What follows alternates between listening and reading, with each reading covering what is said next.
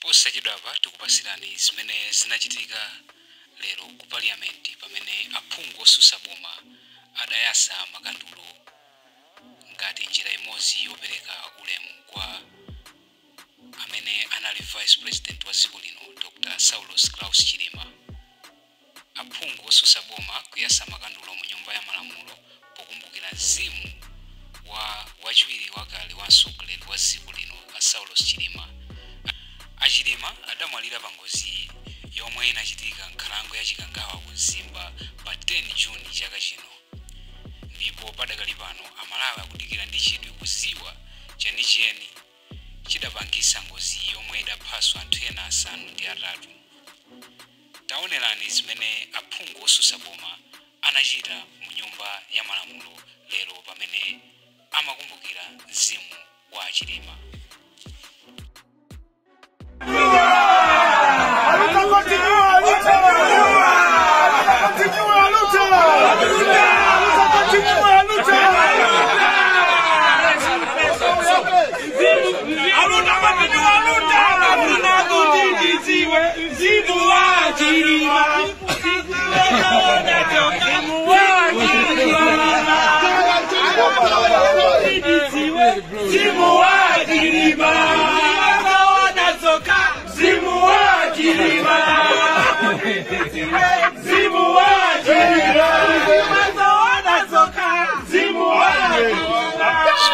Zikuchitika kusatira zimene boma layankhula lero makamaka zokhuza malipoti a imfa ya Achilima komanso anthu ena 8 amene adamwalira pa ngozi imene idachitika ku Chikangawa ija.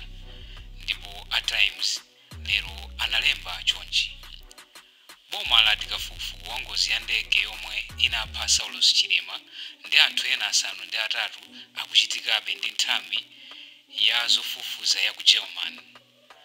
Nduna yofalitsa nkhani a Moses Kunkuyu yati nthambi yalankhulapo ndi akuluakulu a nthambi yoona za maulendo apandege komanso ena chiyambire kafukufukuyu. Akunkuyu atinso nthambi idaziwisa boma komanso mabanja onse okhuzidwa zina mwa zomwe anapeza poyamba kafukufuku ngakhale kafukufuku ali mkati. Ndipo mneneri wa boma Moses Kunkuyu waonjezera kuti lachisanu likuzali akatswiri aku German atulutsa lipoti loyamba lokhuza ngozi. Ndipo ena mwa aphungu osusa boma apitirizabe kuchita izi lero ku parliament.